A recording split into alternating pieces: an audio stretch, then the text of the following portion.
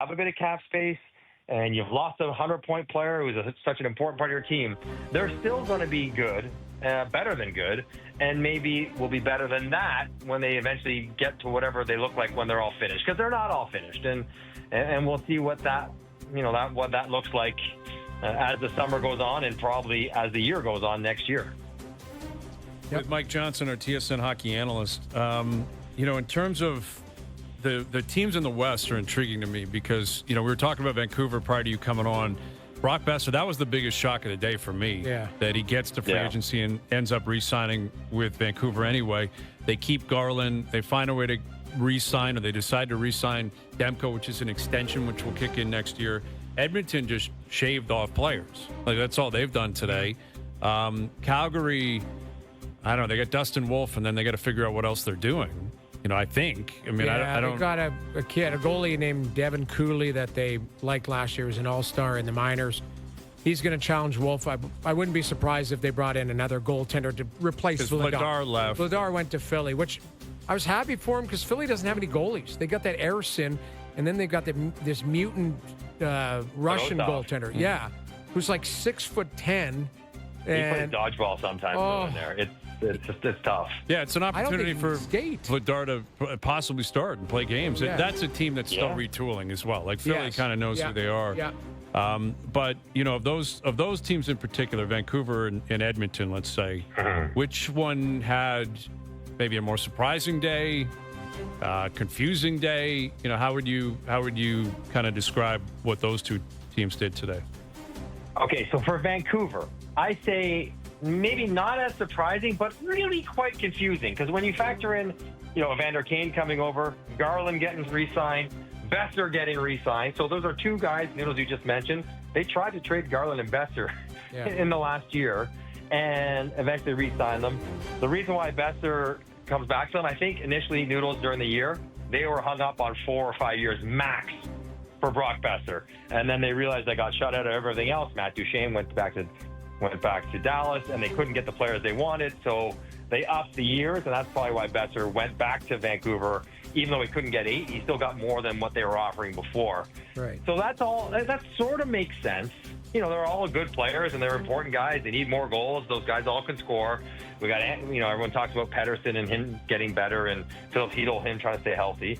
But then the one part we haven't discussed is they got Demko on a big extension as well. Yes. And again, Demko, when he's good, he's an $8.5 million goalie, I guess, sure. But when he's healthy, when is that going to be? It hasn't been for several years. They signed Lankin into that big extension. They have Shelovs, the American League playoff MVP, who now needs waivers. That one was, positive, but also confusing. So I'm not quite sure what they're up to, Hayes, when it comes to the goaltending situation. Maybe Noodles can explain it to me, but I didn't quite get that for Vancouver. Even though I understand the goal scoring, I don't quite get the goaltending. Even if they're all individually good, I don't get the mix and why you would do it the way they did it. Yeah, you make an interesting point there, MJ. MJ, we were just talking about Vegas. I mean, obviously, there's going to be a lot of eyeballs on that team this year from the GTA with number 93, Mr. Marner in the roster. The terrible news about Alex Pietrangelo being out for the year with multiple health problems here at this late stage in his career. How do you look at that team? Do you consider them a potential contender, or is the death blow of losing your top defenseman, the guy that was the linchpin of your Stanley Cup team, just too much to overcome here? Yeah, that's a massive hit for sure. Massive hit for sure. But they're going to be good again. I think Bruce Cassidy is an incredible coach. He really does get a lot out of his team. Jack Eichel's still very good. Hurdle, Stone, Carlson, Smith. They have a lot of good players. Have a lot of Howden, down they go. I think even getting Sissons and Lauzon from Nashville in that Hague deal does shore up their depth, makes them not so weak at the bottom parts of their lineup. So Theodore is going to have to be incredible this year, and they'll be probably shopping for another right shot defenseman. But I still think, if you're looking at today, I don't love at all what LA did today. Edmonton got worse. They haven't gotten better yet. They're going to, but they haven't gotten better yet. They just haven't replaced the players that they lost. Calgary, I guess San Jose, Anaheim, yeah, they're better, but who is much better than Vegas in the Pacific. I don't know if, even with Pietrangelo injury fast, that I would say anyone I would take significant, maybe Edmonton, but other than that, I would expect Vegas to have a home ice advantage in the playoffs again. So they'll be good, and Mitch obviously will be really good there. He's going to play with good players, and Stone plays right wing, Mitch plays right wing. So you're going to have Eichel, Hurdle, Stone, Marner. Like, those will be the two. I don't know how they pair up, but and maybe it's Hurdle and Marner together and Stone and Eichel together. But like, those are two pretty good duos to anchor your top two lines, and I expect them to be really good. So, I don't know. Like, no one really seems to stack up to Florida, but other than that, they look pretty good to me. Yeah, and those 93 Marner jerseys were ready to go, weren't they? They got in that team store. Quick turnaround. Man. Quick turnaround. Wow, that's good work. No tampering here. I was going to say, isn't that the tampering evidence? Isn't that all the tampering evidence you need, MJ? No kidding. No, they took video of them getting pressed on at 12:02 just to make sure. No, we were not doing this until the trade was done. But and I think with the Bob who said it best, the fear of tampering and the discussion that has happened the last week and maybe the last year has not curbed the actual tampering. Right. It has curbed the leaking of the obvious tampering evidence that was coming out in the past couple of years. It's still going on. Teams are just being smarter about how they announce whatever they've done prior to. Exactly. And it sure sounds like Mitch might have had his eyes on the strip down there in Vegas as early as a year ago. So more power to him. He can do whatever he wants. He earned the right, the no move. He enforced it. And Leafs fans might not like this, but the reality is he got everything he wanted. He got the market. He got the contract. He got the team. He got he got what he wanted. And good for athletes for exercising the leverage when they have it. Yep, and that's the reality. He's in Vegas, and his return is going to be quite something, man. It is going to be. So Hayes, right now, Jerry's percentages, mini Jerry's to you. Yes. Likelihood that obviously he's going to get booed initially. Likelihood that the boos last and are kind of venomous all game, or as compared to just like, they boo them and they sort of forget it. They probably applause when he gets his tribute video. What's the percentage of it getting nasty the whole game? 90%. Like, I don't think it's 100 because 93? Yeah, 93%. That's a better number because it is Toronto, and Toronto's just not wired that way. Like, that building's not generally wired that way. It has been, though, at times. It has been for the whole team when the Leafs fail. It's not going to be Islanders to virus. No, it won't be anything close to that. Like, it won't be anything close to that. Like, it's, and the Leafs, I guess they probably will show.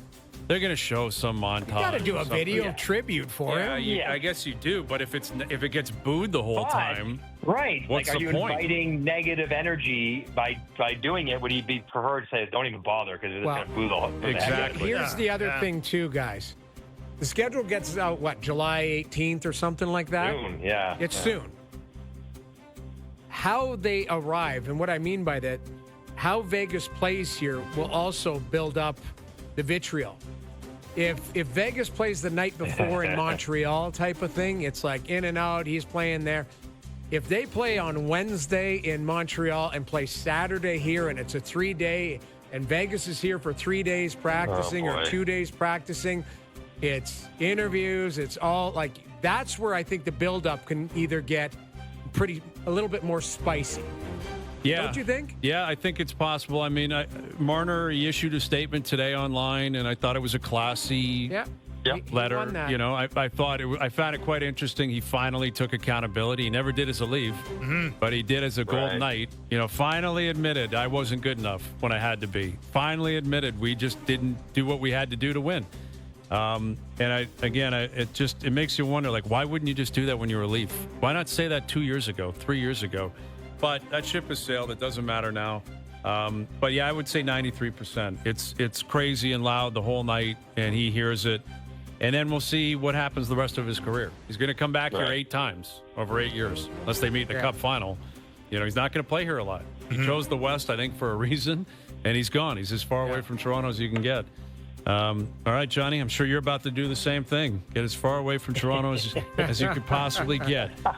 Happy Canada Day. Have a great summer. Thank you for this. All right, fellas. Happy Canada Day, and we'll talk soon. You got it. Mike Johnson, our TSN hockey analyst. All right. Yeah. Marner's statement was interesting. What did you make of that, Dave? Well, no, I thought it was. He hit the I would right guess. notes I'm not sure he wrote The it. PR department, who knows whoever who wrote it? that for him, was they were bang on because it hit the notes with the fans. It hit the notes, respect to the city, respect to everybody.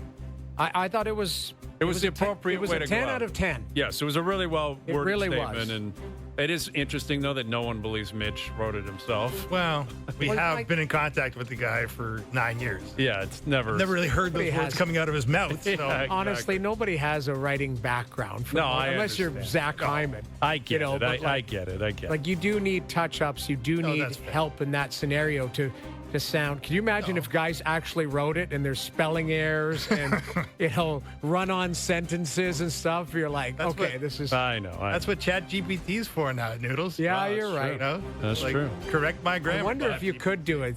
Mitch Marner, or you go to ChatGPT and go, write me a goodbye. He probably could. Yeah. I mean, it probably It's really could. gracious and Yeah. makes me look But good. he took one on the chin. It wasn't good enough. Yeah. It wasn't good enough. Yeah. Change is tough. Not buying that for a second. For a guy that I think for the last year has been dying to get out of here. Well, But anyway, Darren Dreger coming up. Best Bets coming up. Overdrive continues. TSN 1050 and on TSN 2.